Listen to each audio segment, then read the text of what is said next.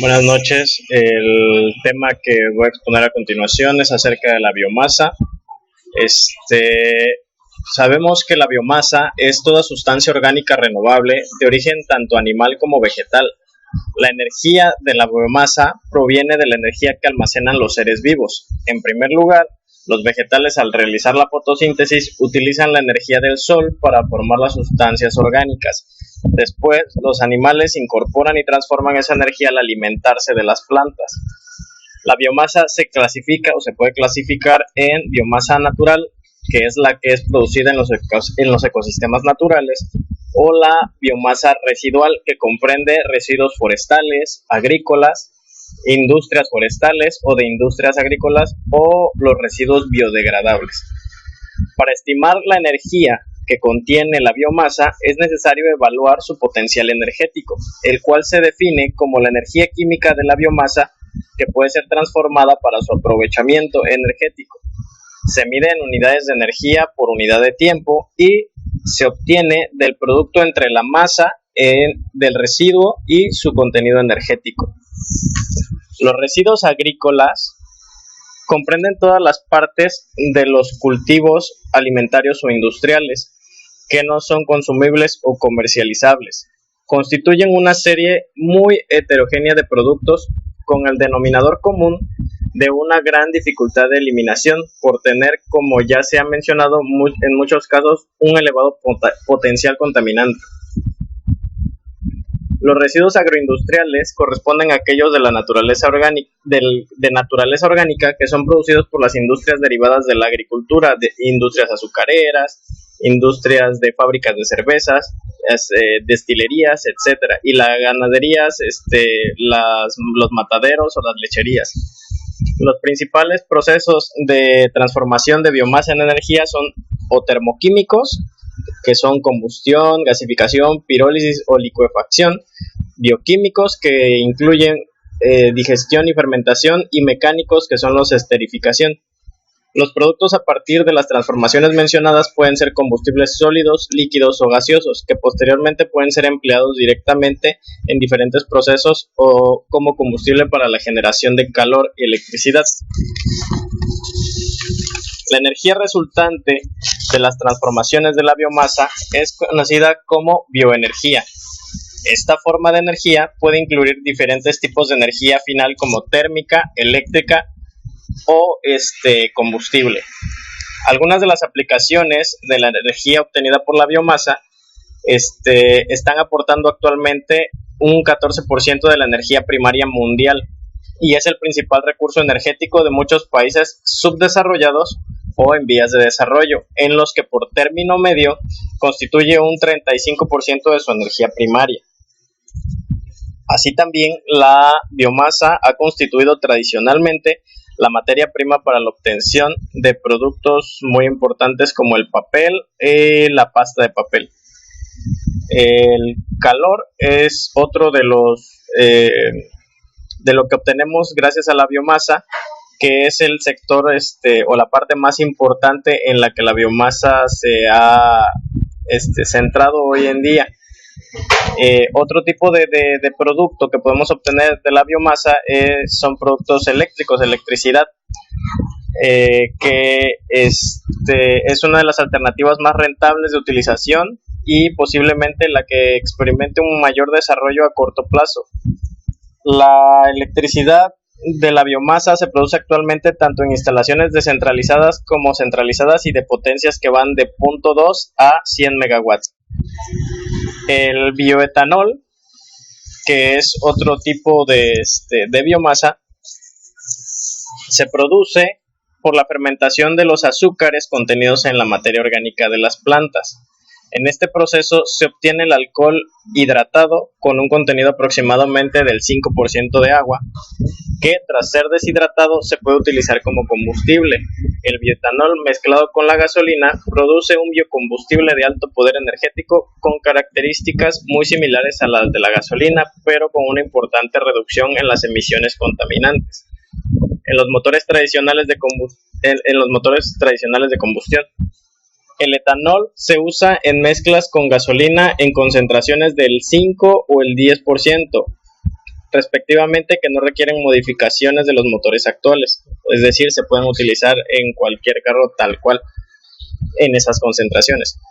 Un obstáculo importante es la legislación sobre la volatilidad de las gasolinas, que fija que la proporción del etanol en mezclas del 5% son más elevadas, y para ser autorizadas implica que se deben disponer de vehículos flexibles, de combustibles flexibles, con sus depósitos, motor y sistemas adaptados a este tipo de mezclas de gasolina con etanol.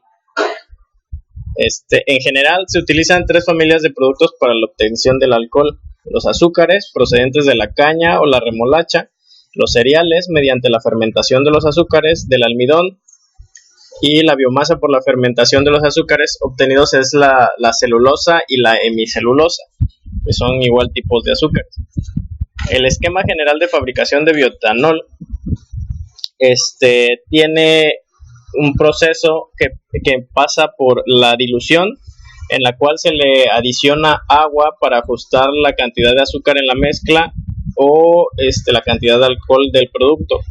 Es necesaria porque la levadura usada más adelante en el proceso de fermentación puede morir debido a una concentración demasiado grande de alcohol. Es decir, si no se le coloca agua, la concentración del alcohol puede matar las bacterias necesarias para la fermentación. Después de la dilución sigue la conversión, la cual es el proceso en el que se convierte el almidón en celulosa o azúcares fermentables. Puede ser lograda por el uso de la malta, extractos de enzimas contenidas en la malta, o por el tratamiento del almidón con el ácido. Es un proceso de hidrólisis ácida. De ahí procede la fermentación.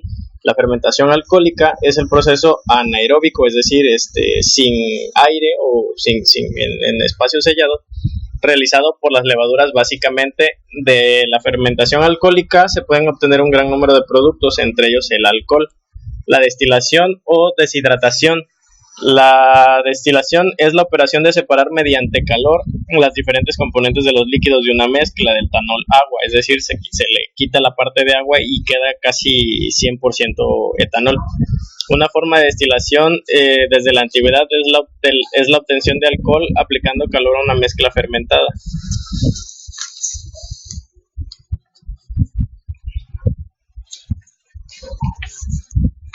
Los residuos que se utilizan en este tipo de energía que sirven como materia base para la energía pueden ser desde la paja de cereal, limpias, residuos forestales, pasando por los residuos sólidos o las cáscaras de cereal o de arroz.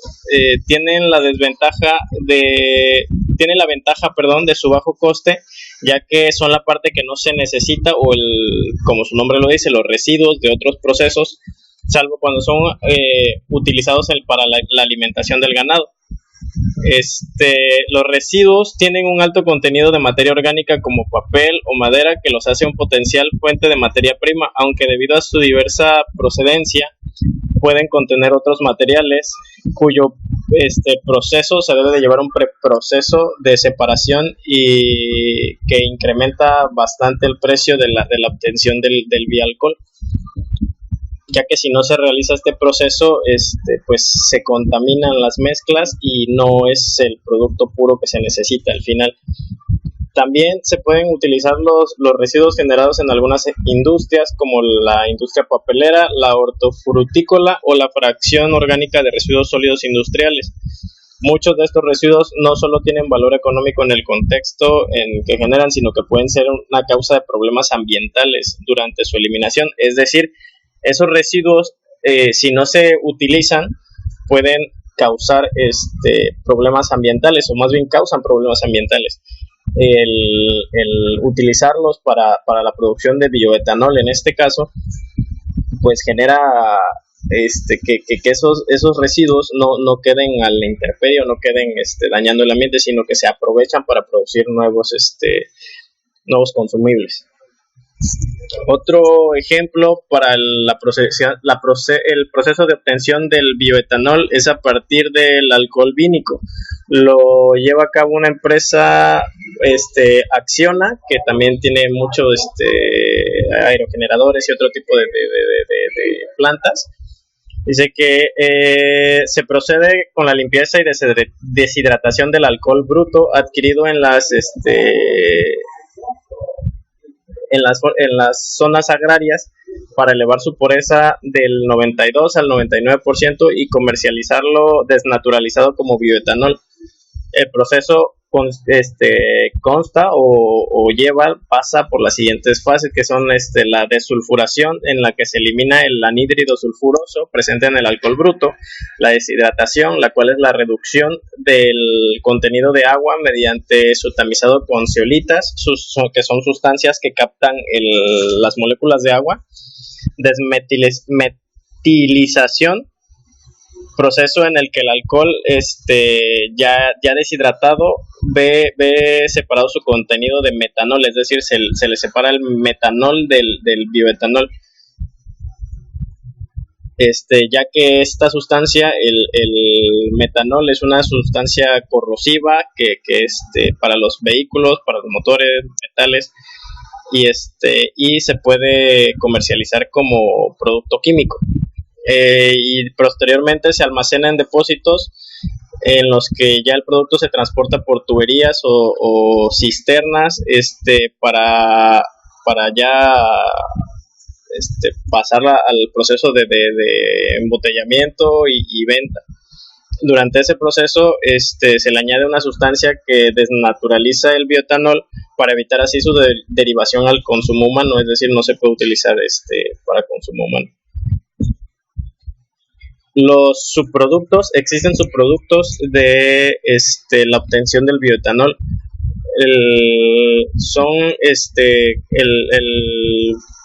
El subproducto o el residuo que queda de la producción de bioetanol dependen de la parte de la materia prima utilizada. En general se pueden agrupar en dos tipos: materiales lignocelulíticos, que son tallos, bagazos correspondientes a las partes de las plantas, y se utilizan para la valorización energética en cogeneración, especialmente para cubrir las necesidades energéticas de la fase de destilación del bioetanol, aunque también se puede vender el excedente a la red eléctrica con un precio primado.